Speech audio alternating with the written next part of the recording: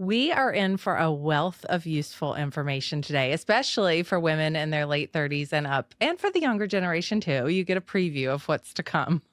I'm so thrilled to have Dr. Rekha Kumar with us today. She's my primary care doctor, and she specializes in endocrinology, metabolic health, and diabetes. And she's also the head of medical affairs at Found Health, which is an online weight care clinic. Welcome, Dr. Kumar. I'm so happy to have you here. Thank you, Katie. Thank you for having me. So, we first encountered each other last summer at the G9 Summit. You spoke on a panel on women's health, and I was blown away by that panel. It was so fascinating to me. It was a super fun panel to speak on, and it was a different experience for me as a doctor. Usually I speak at academic meetings and in conference rooms. So to be at Amy Griffin's in that beautiful setting with all of these other women that actually did different things than I did was really special. And it was focused on women's health from so many different aspects, not just the medical piece. So it was a really fun time. The conversation about menopause and longevity and optimizing. It was a great group to be part of. And there was so much takeaway from that. Like, I left feeling like I'd learned so much. And it really struck me when you all talked about perimenopause and menopause. I'm 43. I didn't realize that perimenopause starts in your late 30s. Honestly, even as an endocrinologist, I don't think this conversation was really out in the open. I'm 44 and trained in hormone health. And I can't tell you that I was trained to have this conversation with women in their 30s or 40s. I have to say that over the past few months, the conversation about menopause and perimenopause has really only recently opened up, and the truth of how people feel and doctors addressing it, it's all new. I know that it's different for everybody, but what's like the general timeline for women? So the hard ages or stages to really register in our brains are that the average age of menopause is 51 and a half years. So that means that how we define menopause is basically no period for a year. Perimenopause is approximately the decade before that. So if we say that the average age is like 51, I mean, it's totally normal to experience menopause in your late 40s. And then symptoms 10 years before that, which puts people in their late 30s. So I think a lot of these, women that have complained for years of not feeling well starting their early 30s, early 40s, whether it's mood, sleep, feeling like they're accumulating belly fat, all of these kind of subtle complaints that maybe they were blown off for telling the doctor. I think now that some doctors, not enough, are more open to having that conversation and discussing hormones if they understand them. Yeah, I was really surprised hearing all of the different symptoms because it was like checking boxes for myself, like the not sleeping as well, being really irritable. I thought that I was just like becoming this irritable, cranky person. And I thought, is this just what life's like after having a baby? Because I had a baby later in life, and thinking like that I just exhausted from that. And I really felt like hearing that there was something a little bit liberating about it. And then talking to my other girlfriends, like, oh, I'm not alone in feeling like this. Yeah. And now I have to say that, like, as much misinformation as there is on social media, I do think that some of the memes and things about perimenopause and menopause are actually quite funny. Like all of the women that are really aggravated by like hearing their husbands chew. Yes. And I'm like, oh, that's a perimenopause. Don't symptom? breathe. Yeah. If you breathe. Or itchy ears. I didn't know that was a thing. Oh, itchy ears is one? Yeah. Oh, I think my ears itch. Yeah. What are some of the other symptoms? I mean, I think that there's like the obvious ones that people know about, like the hot flashes, restless sleep, irritability. But I think some of like the more unusual ones that people don't actually attribute to perimenopause are like the increase in belly fat and like feeling like women don't have like a waistline anymore. Yeah. Like they just feel like their midsection's like a trunk. It's like SpongeBob SquarePants. Yes. Yeah. I think the itchy ear thing, I can't say that I've experienced that, but I've heard many women say it, and I've heard the experts on social media say it. So I don't have a good explanation for that one. But I think like dry skin, dry hair, Yeah, it's just like kind of a general overall, like things are starting to decline. It's Yeah. like you hear for years, oh, once you hit 40, things change, things change. And it's real. Yeah, I think it's totally real, and I think that age 40 could be like 38 for some. It could be later for others. I definitely have patients that are 50 and tell me that they feel great, and they are like, "Am I supposed to feel something bad?" And I'm like, "No, if you're feeling great, like go with it." Like not everybody will have these symptoms, but of the ones that do, I hope that they are like finding the right healthcare and the right doctors to sort of start talking about it. So you put me on the pill for the low estrogen. And I have to say that I definitely feel different after taking it a couple months. Like better, I feel different? better. Oh my gosh, that makes me so happy because we do. haven't actually talked about it Yeah. since. Yeah, I feel better. That's so great to hear because what I'm feeling like is happening with a lot of women that are wanting to address this is that they come in, they're young like us, and they'll say, I think I need hormone replacement therapy, but they're still getting a period. And I have to remind people that pre-menopausal hormone replacement therapy is a birth control pill. And that is stabilizing your hormones and replacing the hormones you're not making. So it can actually be quite life-changing in those early stages of hormonal decline. Yeah, I found I'm sleeping better. And the thing that I've noticed the most is the irritability is pretty much gone. Isn't that amazing? So, Yes. like, honestly, I could never imagine you irritable. You're like so sweet and bubbly all the time. So clearly that was your hormones. That was not you. And that's what I was thinking. I was thinking like, am I changing somehow? Because that isn't my personality. And last summer, for a couple months last summer, I felt so just charged all the time with being irritated. And I'd go for a walk and just think like, is this who I am now? And this just taking that little pill has really made a difference. Yeah, I think my biggest symptom of hormonal decline has been feeling more anxious. Mhm. And I think that putting myself on the pill, and it's been super helpful as well. So I'm happy you feel better. Yeah. One of the things that struck me when I came in to meet with you to become my doctor is that you said I like treating women our age because we're going through it together. I totally love it. And I never knew as a younger doctor that would be something important to me. But now that I've been practicing for 15 years and I've taken care of people younger than me, older than me, this sweet spot of patients that are exactly the same life stage with their health, their careers, their children, it's like a really special way to doctor somebody. Yeah, we all just want somebody to listen to us and also be able to relate. And I had been searching for a primary care doctor for a really long time. I have a great OBGYN, but like I never had that piece of the puzzle. So I feel like that has really completed it for me.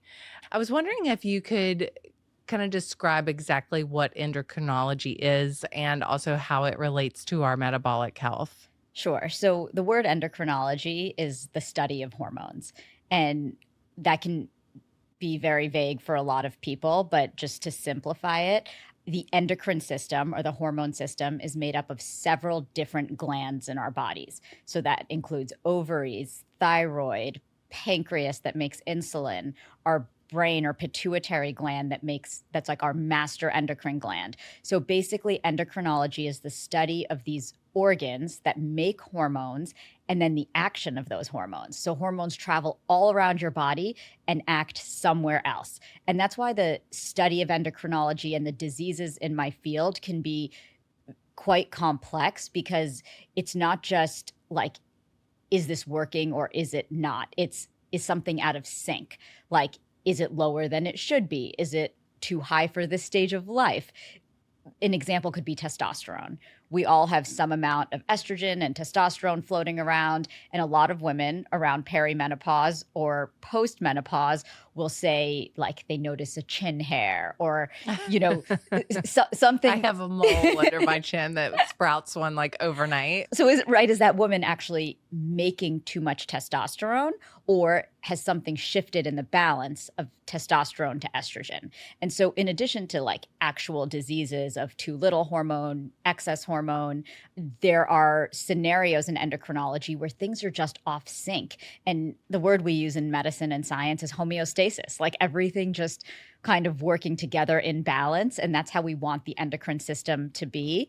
So the obvious diseases or the known diseases in endocrinology are thyroid disorders, so an underfunctioning thyroid or an overfunctioning thyroid, ovarian failure, so that's different than menopause. If true menopause happens before age 40, we call it premature ovarian failure. We should mention the adrenal glands, which are the stress glands that sit on top of our kidneys. They make cortisol. Everyone's been asking about cortisol, which we can talk about.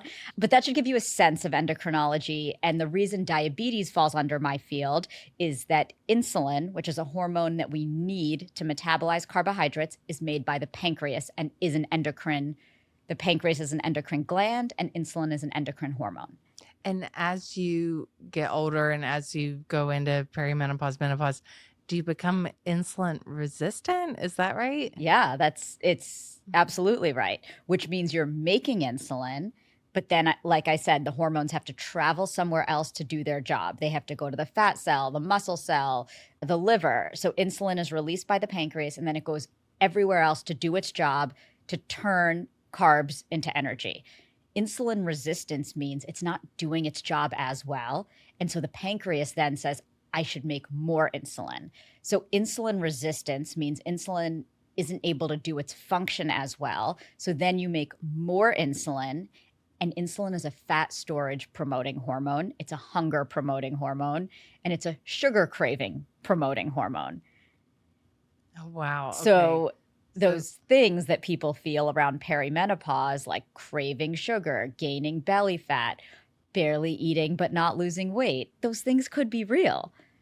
I've had a couple girlfriends who look like they're in great shape and exercise and eat healthy say that they go get a blood test and they're pre-diabetic. Is that because of hormones? So that likely is because of insulin resistance. We're definitely seeing more prediabetes in younger people in the United States. Even the healthiest of us that are like doing our exercise classes, watching what we eat, I think that the ingredients in our food, the processed food, and again, you know even more about this. I think you're probably doing it right because you cook so much of your food. But I think a lot of us that are like buying things on the outside that seem healthy are loaded with sugar. And so that leads to insulin resistance and eventually prediabetes. With the sugar, is all sugar created equal? Like, is the sugar you're getting from fruit going to affect that?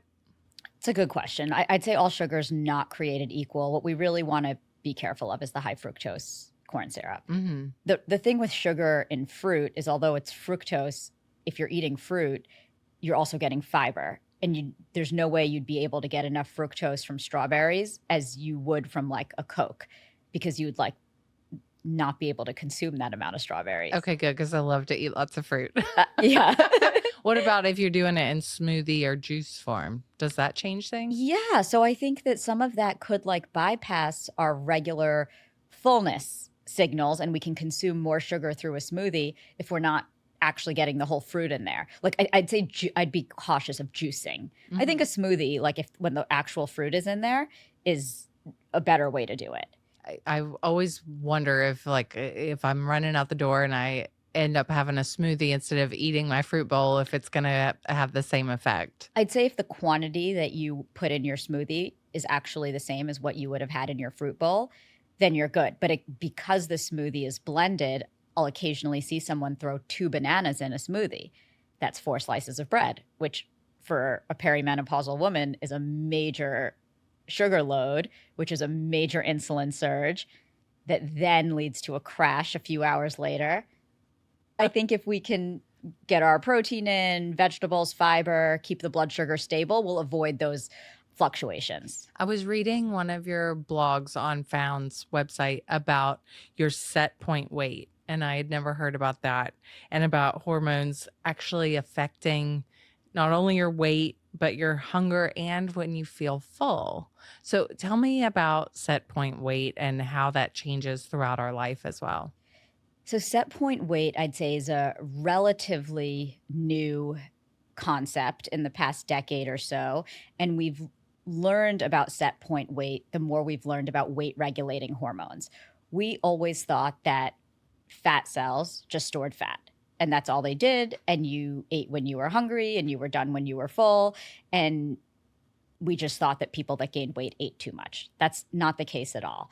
And the fat cell is actually an endocrine organ. So speaking about endocrinology and all of the organs, the fat cell is actually an endocrine organ that's capable of making many hormones.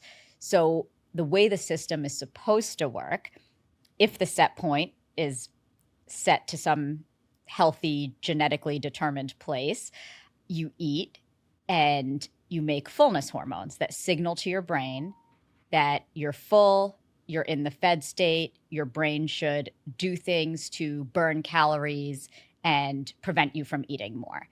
And this is all based on that set point. If that set point is broken, it's like a broken thermostat. It doesn't know that you're full. Even if you're full in the fed state and the fat cells making the signal to tell the brain it's full, it's not sensing fullness. It's like fullness resistance.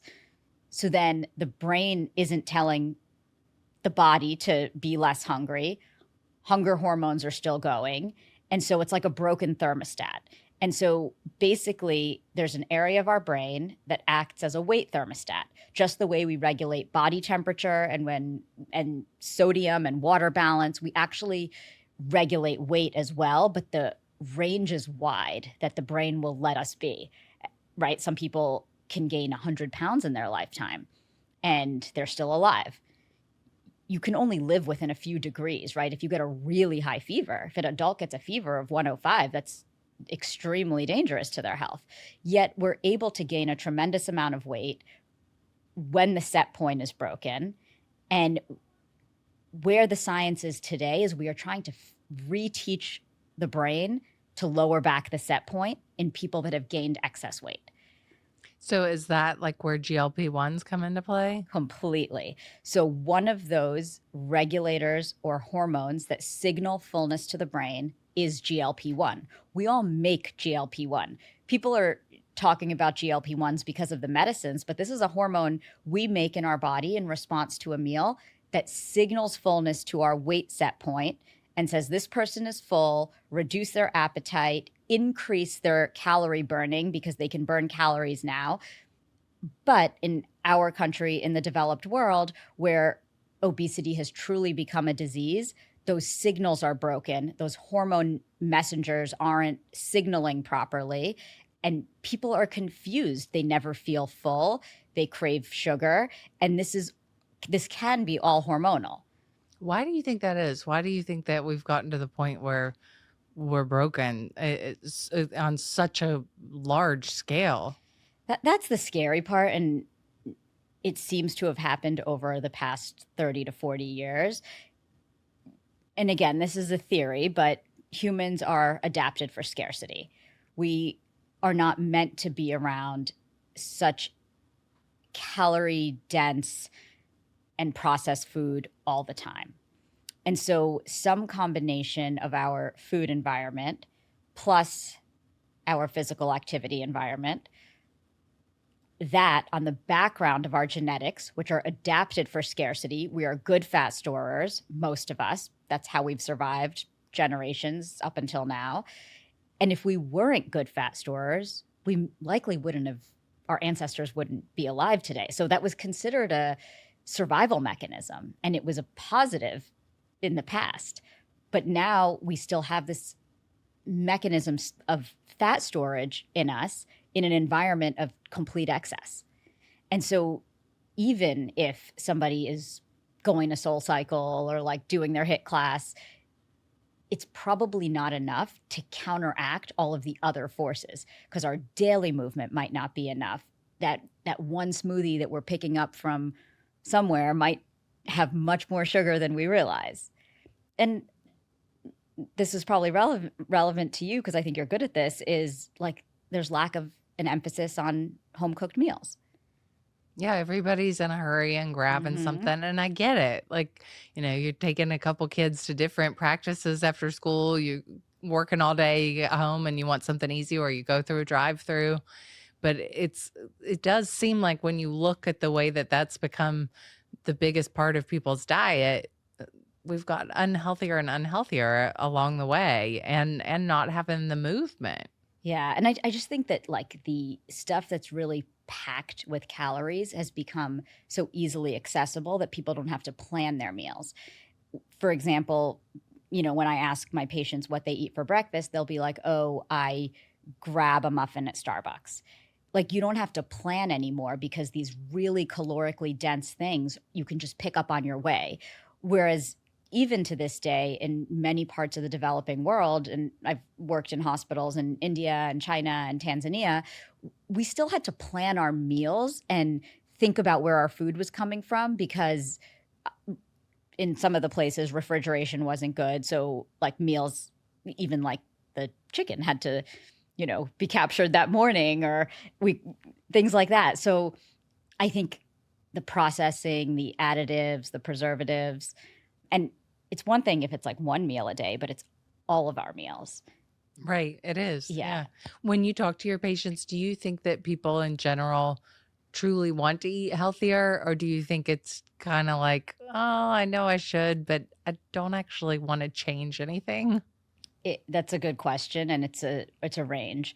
There are people that I think truly want to change things and completely alter their lifestyle under my care, which is amazing to watch. And then there's others that I appreciate for being totally transparent when they say to me, I am like not going to change. So tell me more about all of the different medications for weight loss now. I know that you deal in that quite a bit. Just for the record, I'm not on one. I can verify that. Though sometimes I think when I hear people talk about quieting the food noise and it's like 9 o'clock and I'm getting ready for bed and I wish I could eat a whole other meal, I think maybe I would like a little microdose. But just tell me about what this is doing for people, and is it a wonder drug to take one of these? So, could there ever be a wonder drug that fixes everything? Probably not. These new GLP-1s are medicines that are working in a way that we've never seen before. Does that mean that they don't have side effects and are going to fix everything that we have wrong with us? Probably not. And the body is so smart at figuring its way around these things, or realizing that the appetite's being suppressed, that if somebody's not doing the right thing, the body's going to figure out their way around it. And then my fear is that people that don't make any changes and take these medicines are that eventually they're going to start having weight creep and the hunger comes back, and that they've used this powerful tool, yet didn't use it the right way. And then we're going to have to develop stronger drugs. So Oh, that's so interesting. I Like our know. body evolves and outsmarts Yeah. the drug. And kind of to explain that better, it's something called metabolic adaptation. So when the body loses weight, the brain doesn't know that we live in a world of excessive food or excessive sugar. All it knows is that there's a signal that somebody's eating less. The brain could interpret that as a famine. It could interpret that as some kind of emergency. And so in those conditions, the brain will signal to the body to search for food, be more hungry, perhaps like throw out weird kind of signals to have cravings. And so in that weight loss state, when someone's on a diet, your body's kind of working against you to defend that weight set point and store more fat and to keep somebody hungry so they don't lose weight, because the brain doesn't want you to lose weight. And these medicines, the GLP-1s and other medicines too, work by reducing or preventing metabolic adaptation, meaning despite weight loss, you can feel full in a calorie deficit. So despite the fact that you're dieting and eating less, you're not going to feel hungry because of these medicines. So is that like when you are dieting and you say like, oh, I'm just not going to eat any carbs. All you can think about is carbs because your body's working against you? Yeah. and it's just wanting to hold on to everything. What are we supposed to do then?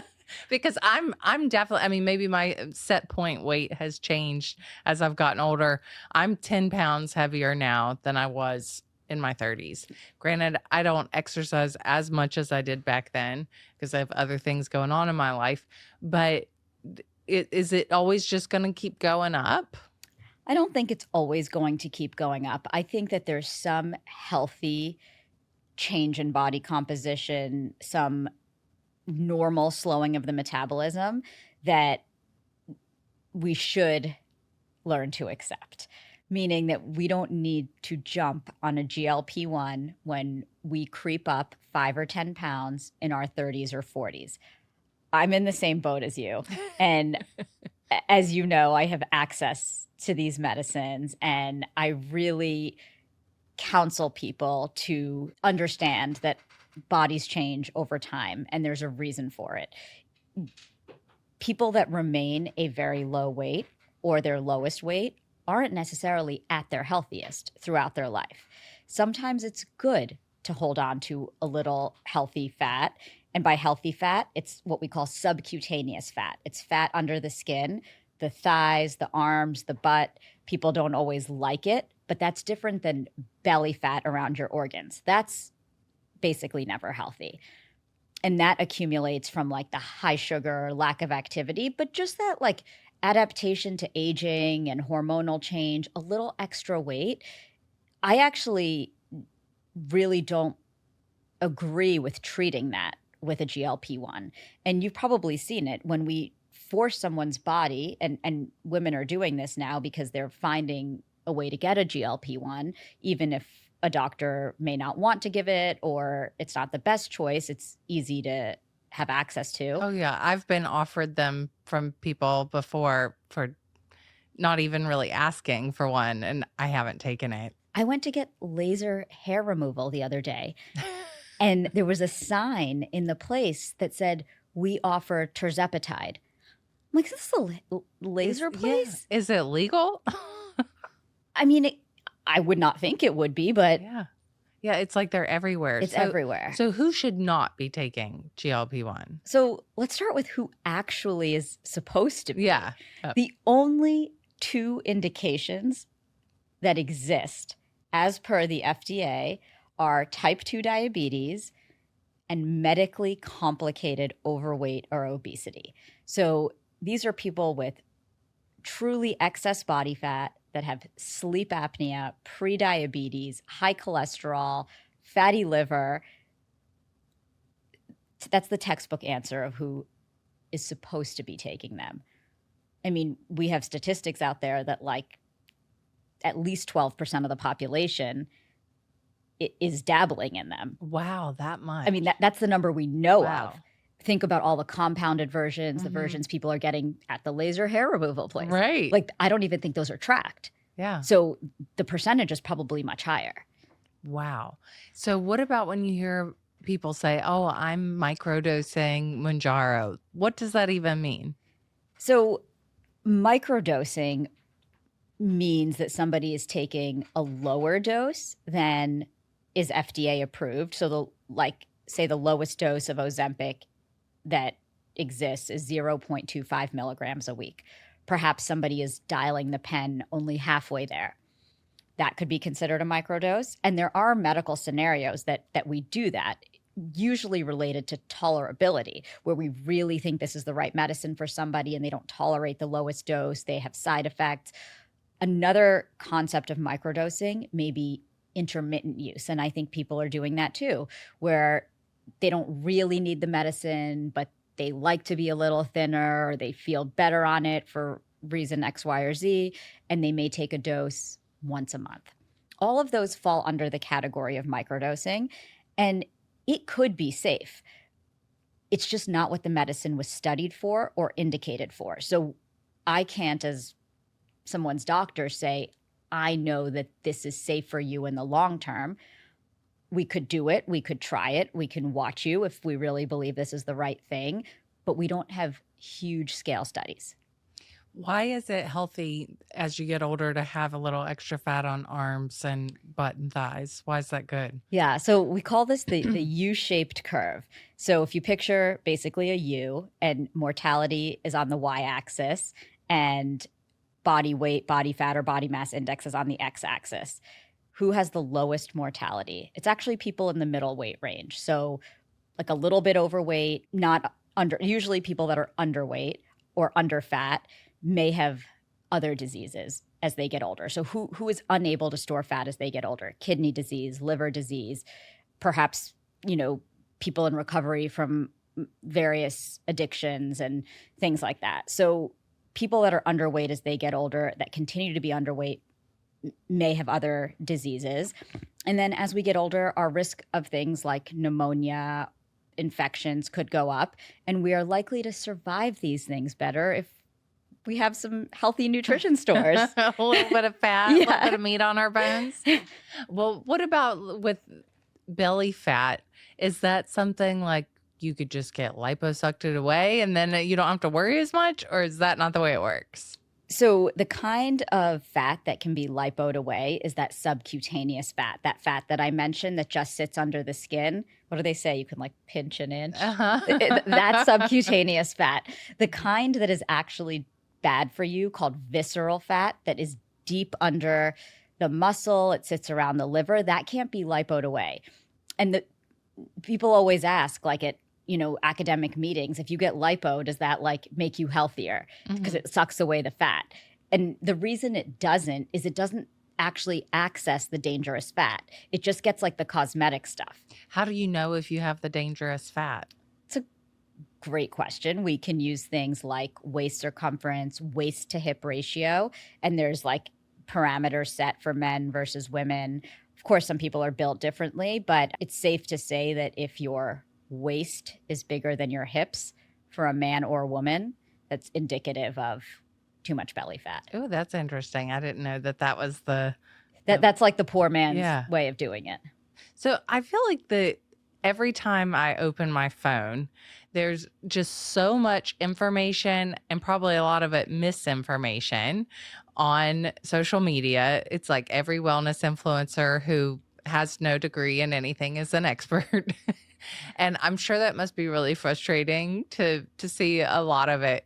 And I feel frustrated just as a consumer of the content because I don't know what's real and what's not. Yeah. And I find myself getting stressed out over what I'm supposed to be doing. And I have several questions for you about, am I supposed to do this or not? So all I hear about for our age is protein and getting enough protein. And like I keep seeing people with the 30 grams at each meal. And then I saw one today of somebody saying, what was it, like the 30-50 rule of 30 grams of protein and 50 grams of good fat every day. How much are you supposed to have? I think I'm going to be the first to say it. I think we're overdoing it on the protein. Yeah? I mean, I think people are going to go into kidney failure if we keep making these recommendations. It's insane. Yes, protein's important. It's good for our muscles. It's good for our brains.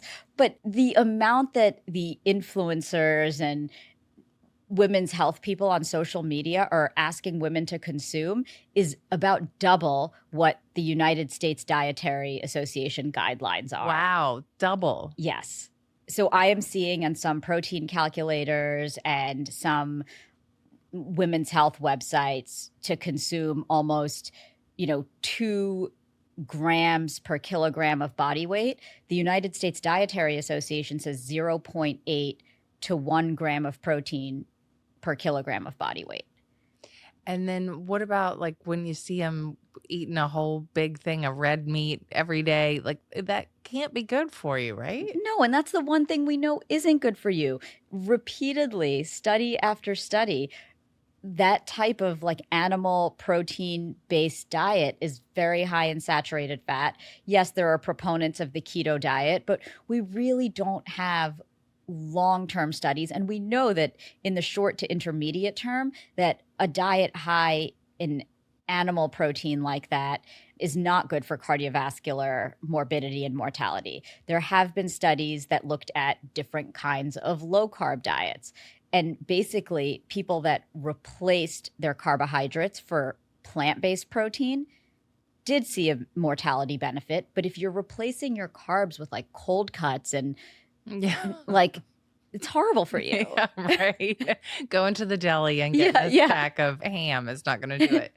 So what about when you talk about plant protein, like is tofu good? I know some people say don't eat soy. Some people say do eat soy. What's your take on that?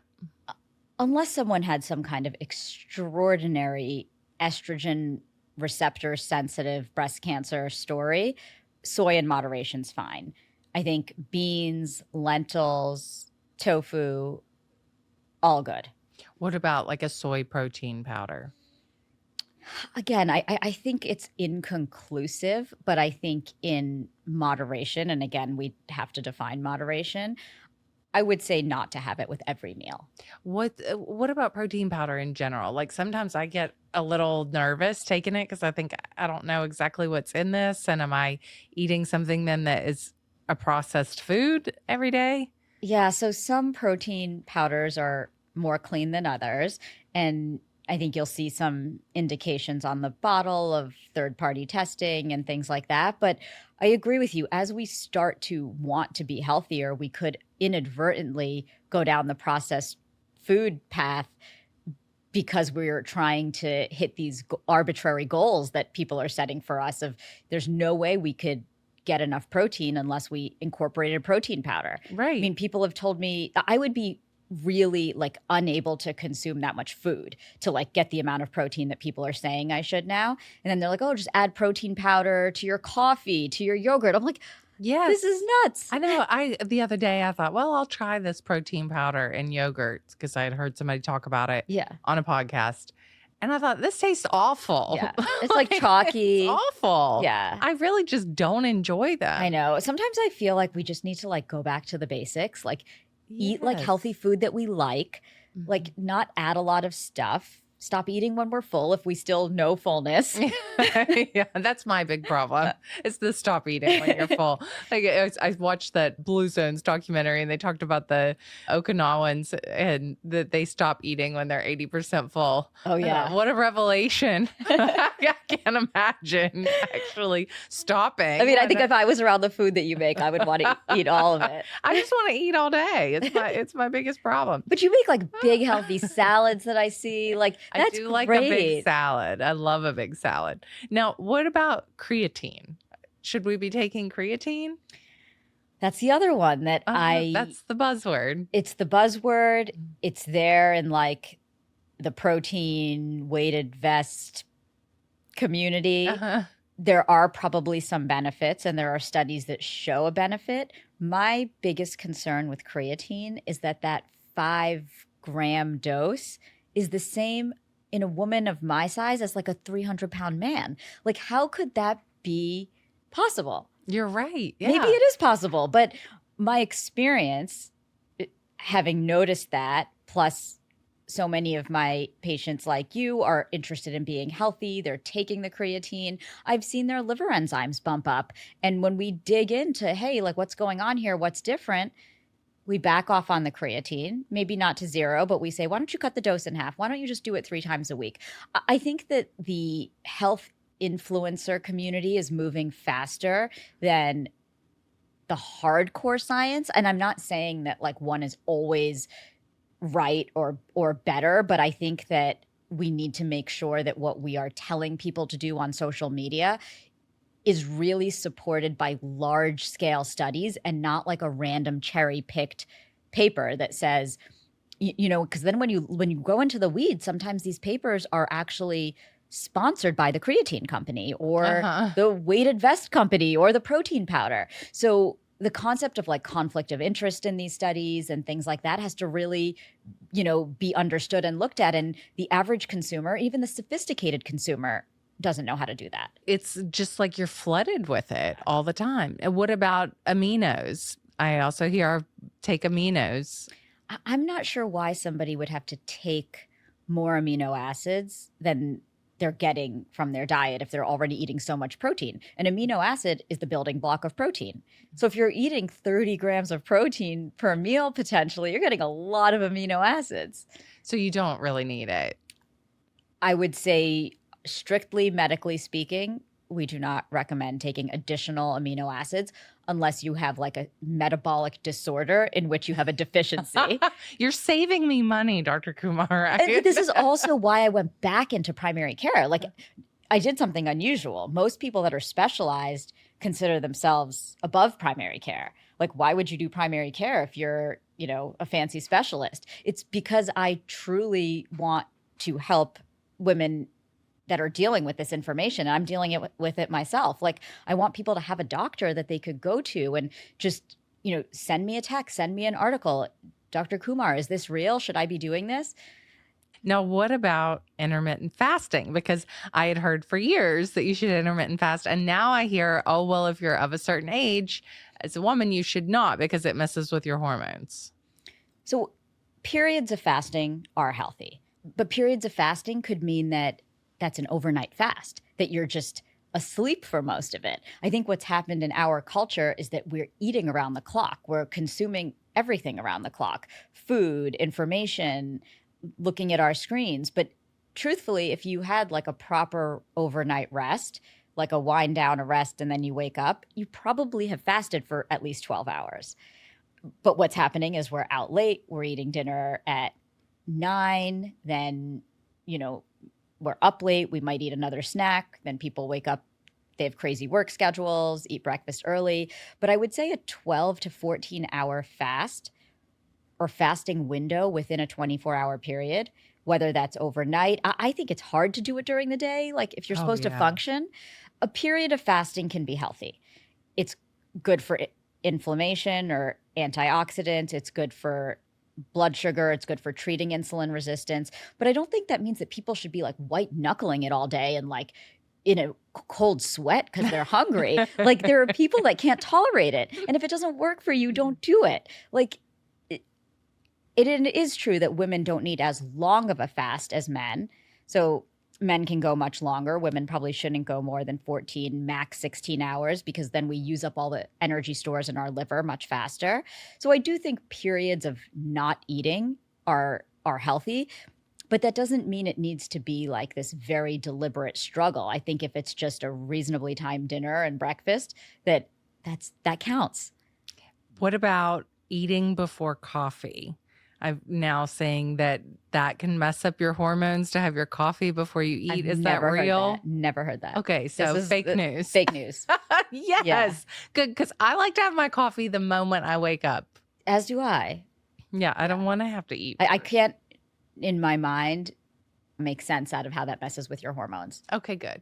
You guys heard it here. Yeah. All right, what about your cortisol levels and cardio?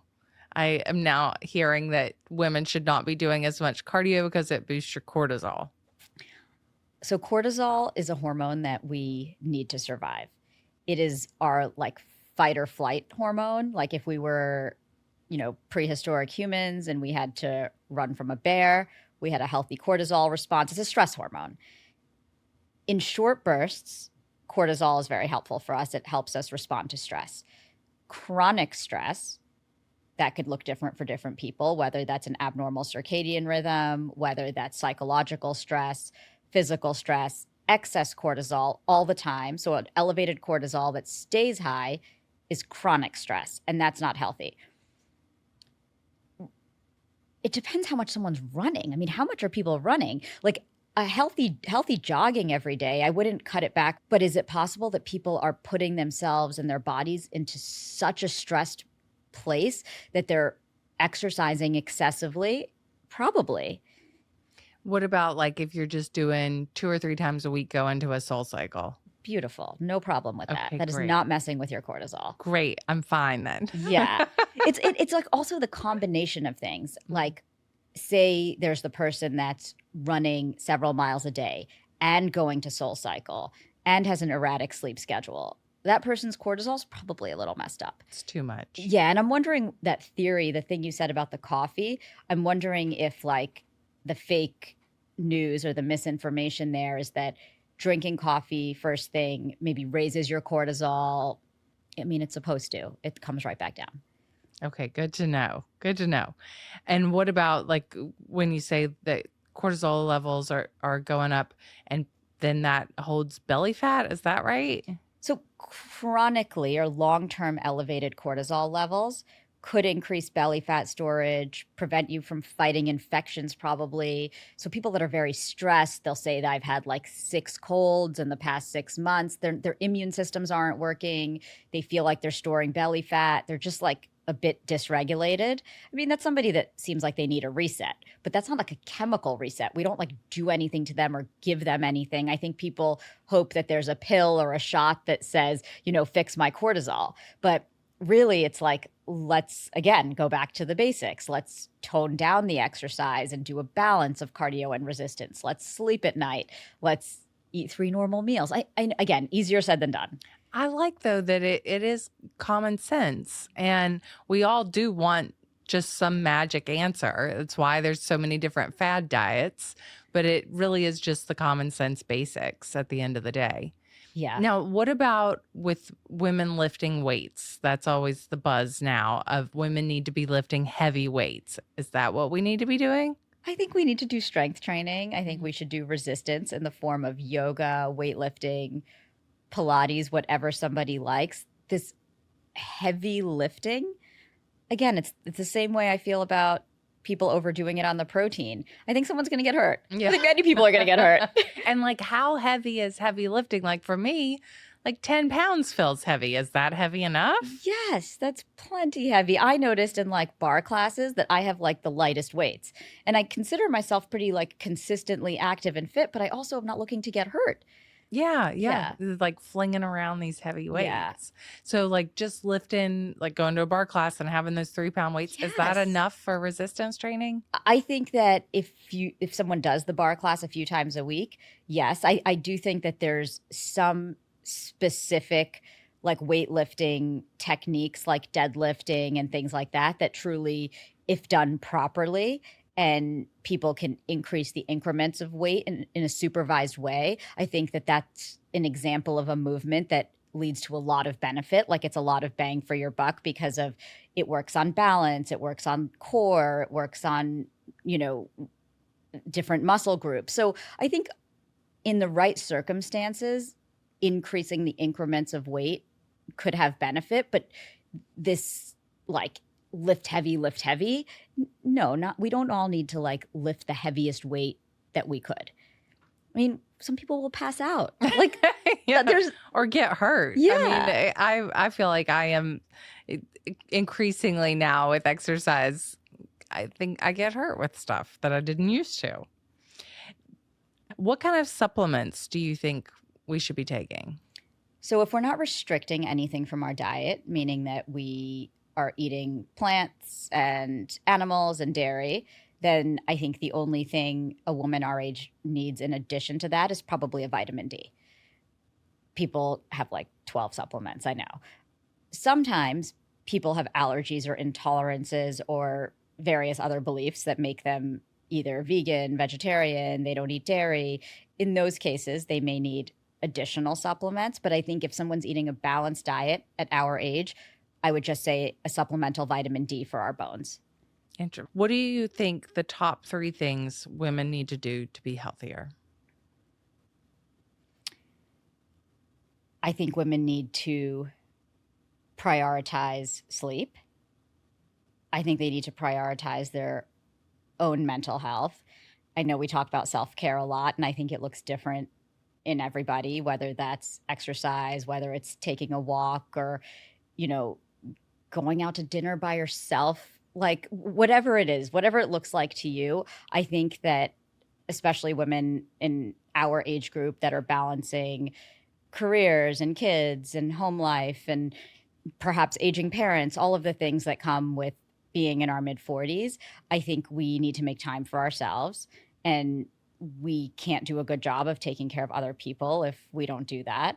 So we said sleep, that kind of mental wellness, self-care. And I think the third is really like taking the time to eat healthy food. So not grabbing on the go and sitting and not like inhaling our meals just because we can, and we think that if we work harder, or for me, see more patients, that's success. I think doing a good job, taking care of yourself, nourishing your mind and your body, you need that to do a good job of all the other things we do. I totally agree. I mean, first of all, what you said, sleep, for me, that's top of the pyramid, and then everything else can fall in place. But so much with eating is being in a rush and on the go. And like when you can take that time to sit and enjoy it, you probably are more likely to eat healthier and to eat more consciously and to not overeat. Yeah, and to know when you're full. I mean, it's not like an immediate thing that like you eat and then your brain knows you're full. Like I would imagine that if we all just took a little more time and sat down and ate a proper meal and drank some water, that maybe the signals would work better. Right. Give your brain a chance Yeah. to tell you. Obviously, there's like, listen. Right. There's real like disorders of it, but day to day, I mean, like for all of us that are just moving at this crazy pace, I think just taking a little time. Now, I am going to ask you a couple fun questions. What's your breakfast? Variable. So I'm a big like egg white and vegetables person. Egg white omelet, spinach, feta. I've recently, if I'm in a rush, those like egg bites. Mm-hmm. They have them at Whole Foods. They have them at Starbucks. And then I'm also potentially sometimes a smoothie protein shake person. And what's your workout routine? I always see you on Instagram doing your Pilates, and I feel like inspired that I want to start. So I'm weightlifting twice a week. Pilates when I'm in Bedford, Pound Ridge over the weekend. And my cardio is really walking at a very fast pace around New York City. So I don't have like a structured cardio routine, and maybe I should, but I'm weightlifting twice a week, Pilates once a week. And I'm always up for like a game of like tennis or paddle or anything like that if anyone wants to play. And I would think that goes into the mental health self-care, going and doing something fun while you're also getting exercise. Yeah. What's mealtime like at your house? So a little bit of chaos. Depends on the day of the week. On Sunday nights, we're really good at cooking dinner at home. We make the kids cook with us. Thanks to my husband, he has really instilled this practice in our family because the other days are a bit chaotic. So Sunday's very civilized. Everyone cooks, everyone participates, sit down and have a civilized meal. Once the weekdays come, Nanny's making dinner for the kids. They've often eaten, there's sports, there's different schedules. My husband and I are on also different schedules. So weekdays, a bit of chaos. I'd say maybe we're out twice a week. We are family dinner once a week. And then whatever days are left are disorganized. What's a food that you wouldn't want your patients to know that you eat? I eat a lot more bagels than people would expect. Oh, true New Yorker. Yeah, it's just that, and that I'm not going to change. How do you take your bagel?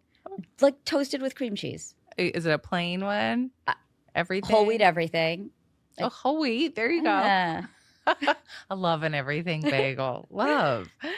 Okay, what is a food that you never want your patients to eat? I don't really think anyone ever needs like a packaged baked good. Yeah, there's nothing good about that. Yeah. Go to the bakery if you're going to have it and get a really good one and really indulge in it and treat yourself. Because there's so many great options, especially here in New York. Yeah. I feel like if you're going to have junk, like really make it count. Yeah. Like don't just grab for the crap. Like make it really good. Yeah. Like don't get a donut that's in like a plastic packaging. No, never. There's like so many great go get the gourmet good donut places and treat yourself. Yeah. All right, my last question, what's your favorite New York City restaurant? Oh, this is hard. Or a couple top ones. Couple top ones. So I'm an Upper East Sider. So my like literally neighborhood cafeteria is Bella Blue on 70th and Lexington. Mm-hmm. My husband and I like Sartiano's. Oh, yeah, downtown. Yeah. I haven't been there yet. Oh, I've heard it's really good. Yeah, let's do it. A lot of the sushi spots. I like Nobu. I like Sugarfish. Mm-hmm. Where else? I think that's, All good ones. yeah. Well, I'm hungry now. And I feel inspired. And I also feel empowered after this conversation and so much less confused because I feel anxious. I think I'm raising my cortisol levels from stressing about information that I haven't necessarily gotten from a scientist. So this was very, very helpful. Thank you. Yeah, this was so fun. Thank you for having me. Tell everybody where they can find you. So people can find me on Instagram, Dr. Rekha Kumar. You can find me in my office by Googling me and calling me, and that's about it. And I'm Found, right? You can find me at Found, joinfound.com. All right, great. Thank you so much.